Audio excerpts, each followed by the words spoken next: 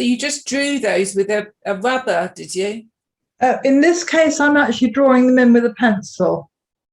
I'm now working on the main one. So I'm just going in with the other one. With this one here, I actually lifted them out with a rubber, and then I went back with my pencil and defined some of the shapes with a line. So look, that one. There we are. You can see it there. Yeah. Yeah. Yeah.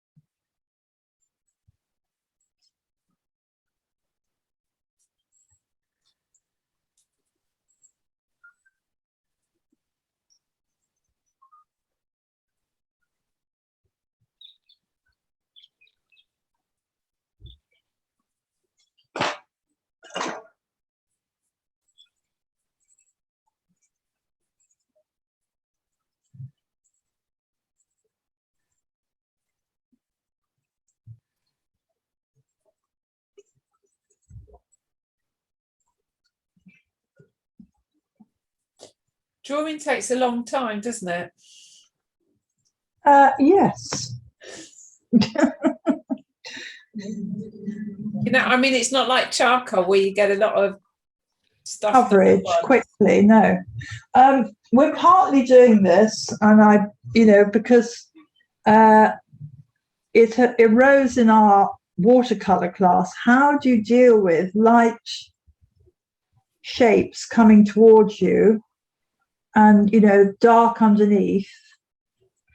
How do you do it with watercolor? Because watercolor, you work from light to dark, so you've got to leave those light shapes deliberately, and you just got to put in the dark. So how do you achieve that? So it seems sensible to have and also the main kind of theme of what we're doing this term is sort of landscape and foliage.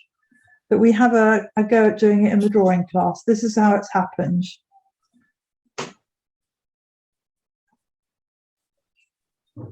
I mean, with oil paint, it's, I think, probably slightly easier because you can put all those light shapes in afterwards, can't you? Yeah.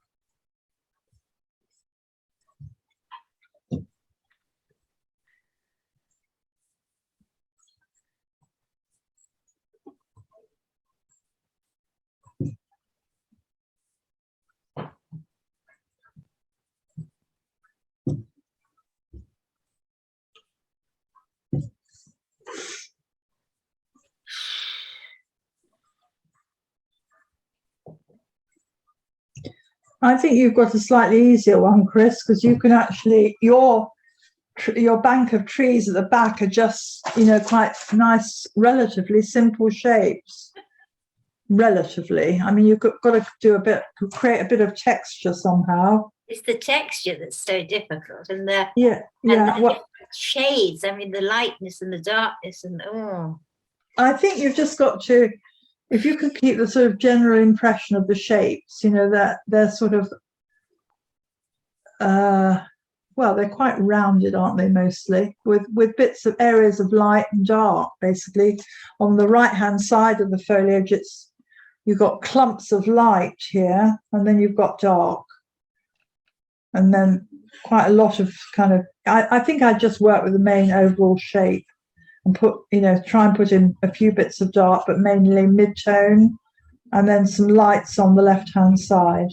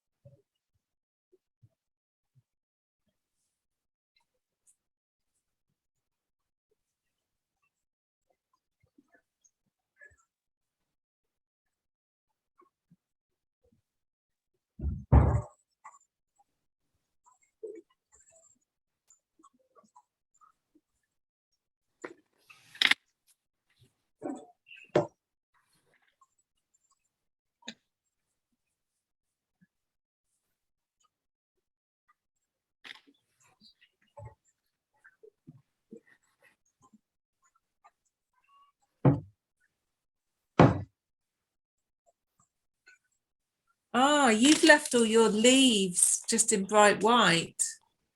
Yeah, I think well, I mean, I will need to go back and darken areas. I think, I just deliberately thought, well, that's the only way I'm going to be able to keep some of this, because I want to keep some of it white. Yeah. I want some of them to sort of come forward, but I'll have to go back and refine shapes and things like that, but just to get a sense of the feeling of it, really.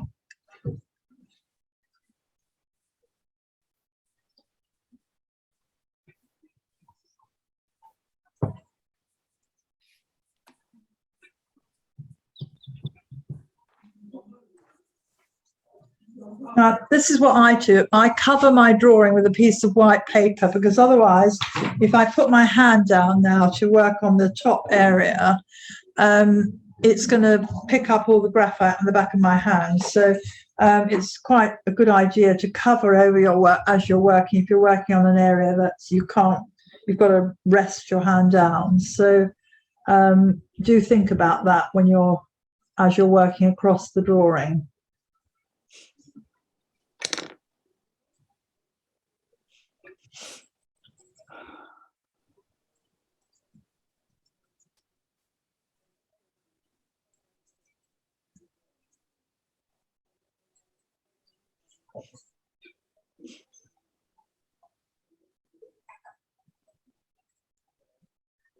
There's just one little thing I'd like to say, if you wouldn't mind just looking at my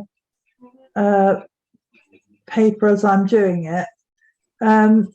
When you get these, I'm going to just zoom in a bit, if I can, yeah. When you get a branch coming off on the side, just be aware that you need to bring the lines of the outer branch, that's this one here, in across the main trunk, and that the shadow area is underneath that branch. You need to kind of emphasize it, and possibly a bit above, but keep this bit slightly lighter if you can. Do you see what I'm saying? So it looks as though it's growing out the front of the tree. And then this one here, the other one, which is obviously going up at an angle, again, the same sort of thing. Be very conscious of how it joins into the main trunk, that it doesn't just come out the side, you know, like that. That's not a good way of doing it, you know, horizontally, for instance, or just sticking it out as line. Just, you know, be aware that you're going to put shadow under the bottom of the branch, and that the branch, as it comes out, you just can keep it a little bit lighter, then you can really see it. Does that make sense, what I've just said? Yeah. Yeah.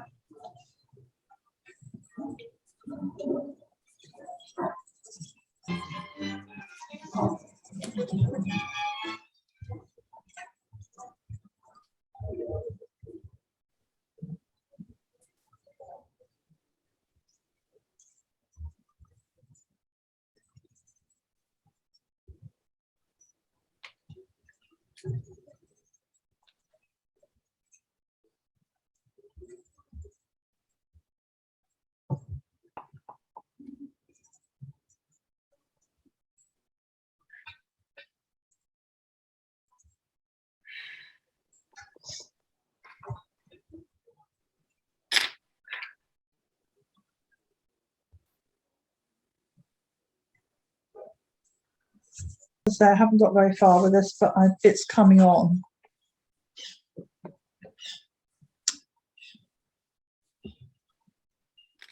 Okay, so yeah, It's interesting to see how you've sort of separated a huge mass of leaves and branches.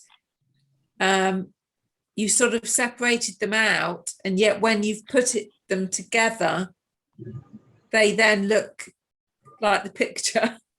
Well, like yeah, I had to deliberately make myself see it in a kind of simple abstract form, first of all.